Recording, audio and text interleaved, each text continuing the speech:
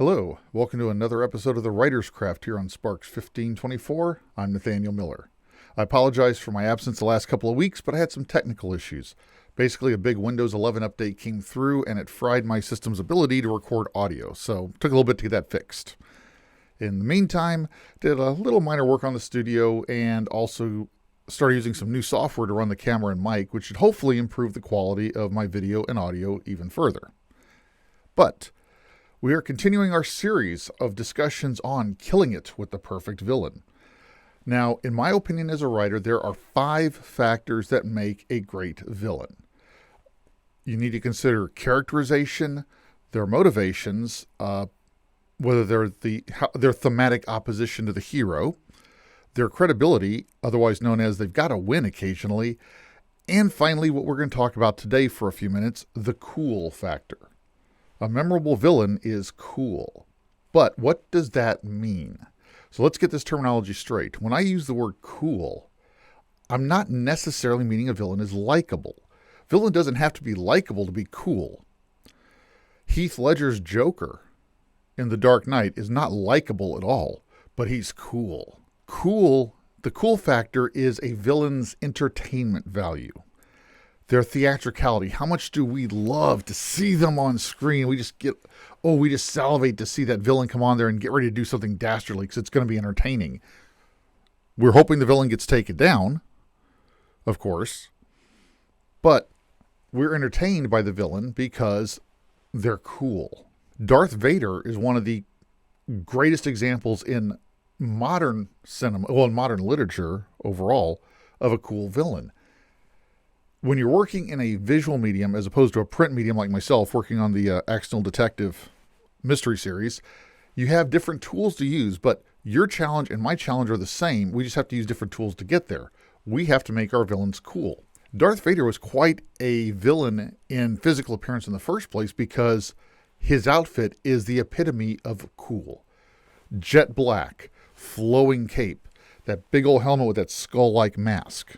Ironically, that could have actually helped destroy the character because there's no facial features. There's no way for David Prowse, when he's in that suit, to emote with his face. But you combine an outstanding visual of that all-black, armored, flowing cape suit with David Prowse's physicality moving around, including during the lightsaber duels.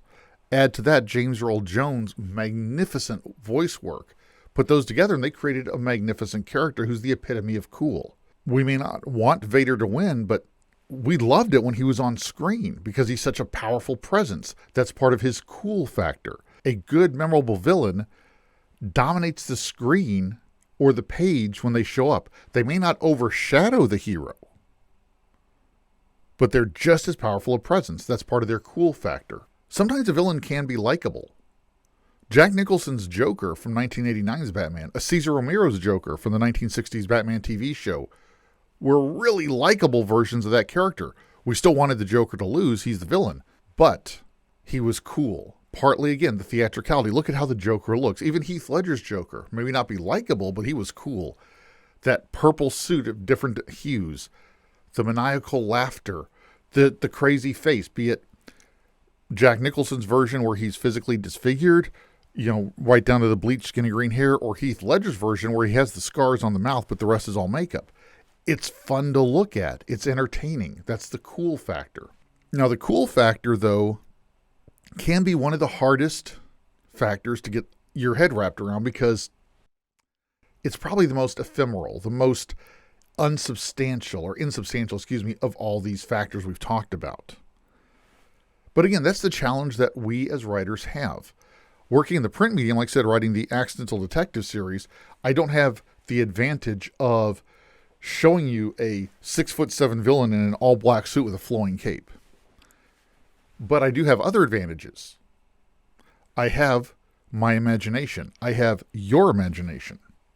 The theater of the mind often gets lost in our cultural discussions today because we are so dominated by video technology.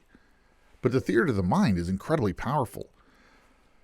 Horror movies that hint at things long before showing them build the tension much better than a slasher flick that immediately starts stabbing people through the heart. Because our own imaginations can build things up much better than any other author. or any other medium. So as a novelist, I have to use the written word, but I can use your imagination to create a villain who is cool, who is memorable, because I have to create a good character who is theatrical, who has a way on the written page of matching Isaac Shepard, my hero. But you, as my reader, do all the visual work up here as long as I've provided you a richly drawn character on the page. So the challenge for me as a novelist to hit that cool factor is the same challenge a film writer has for stage, or a film writer, well, a visual writer has for stage, screen, or TV. Like I said, it's the hardest one to get your brain wrapped around. Hector Barbosa is another great example of a cool villain. He is the typical pirate, and we have a thing for the swashbuckler, the adventurer, the rogue. And pirates of the 16th, 17th, 18th century definitely fit that bill. Barbosa is cool. Geoffrey Rush imbued him not just with the great costume and everything that they worked out with the costume designers, but with mannerisms that dominate the screen, a timing in the way he talked, a cadence in the way he spoke, which made him fun to watch. That's the cool factor. And Hector Barbosa is also very likable, especially because we do sort of sympathize with him during the movie, The Curse of the Black Pearl, when I realize he and his pirates, they're paying a hell of a price for a mutiny and theft they committed 10 years before. Maybe it's their just desserts, but it's a nasty just desserts to live 10 years as an undead man, hungry but never able to satisfy it, thirsty but can never, you drink something, it literally flows out of you because you're a walking corpse. So your villain doesn't have to be likable or unlikable to be cool. It depends on the villain and the story. In my written column, I discuss two villains that are actually rather unlikely, but they are both cool. The first is, of course, Hannibal Lecter, as played by Anthony Hopkins. He's a villain, but he's not the antagonist of the film Silence of the Lambs, and yet we remember him before anybody else, partly because he was so cool. The other I bring up is the shark from Jaws. Yep, the shark. Inspired by the mechanical problems he had with the props, Steven Spielberg was forced to shift rudder on how he filmed that movie and could not show the shark as much as he originally intended. That ended up letting the shark become a force of nature where the audience's imaginations built this thing up bigger and bigger. So the shark was always with us. One, that's a great presence, but two, it also meant the shark was cool because we're starting to Jones to see the shark, partly because it's a relief of tension. If you see it, you know where it is. But because you see it so rarely, and what it does is so spectacular, it's cool. It's not something we root for, but it's something that we love to watch. We love to follow. The shark is entertaining. It's cool. So I discussed that in my written column, which is linked below in the description. Killing it with the perfect villain is not easy. Writing any character is not easy. We know that. We're writers. It's difficult. It takes practice. As I said in an earlier video, professionalism is not necessarily getting paid.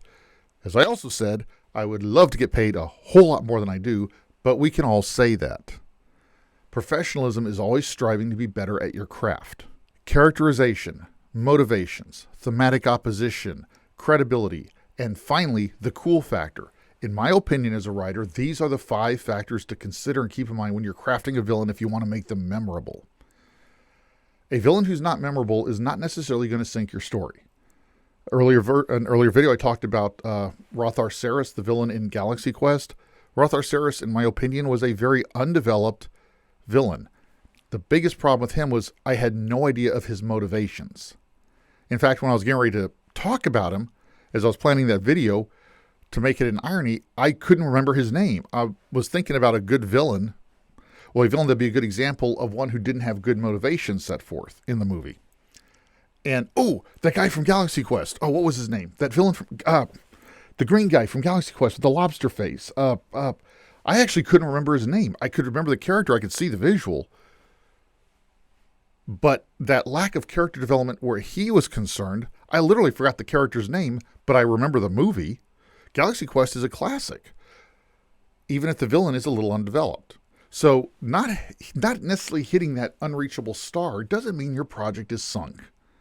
It just means that you, like me, like every writer, just needs to keep practicing, keep honing our ability to be storytellers. It's a craft, it's a calling, it's a challenge. I do appreciate you sticking with me. I also, again, apologize for the delay in getting this particular video and column out. I am not going to tell you that there's going to be a bonus 7th part next week talking about introductions of villains, so that'll be a complete surprise for you next week. But thank you for your time.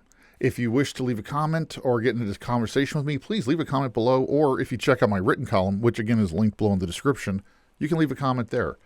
I love getting into discussions with writers. That's how I get better. That's how you get better. It's also just fun. So please leave a comment if you like. Feel free to share this video and or the written column if you think they're worthwhile and will help somebody else.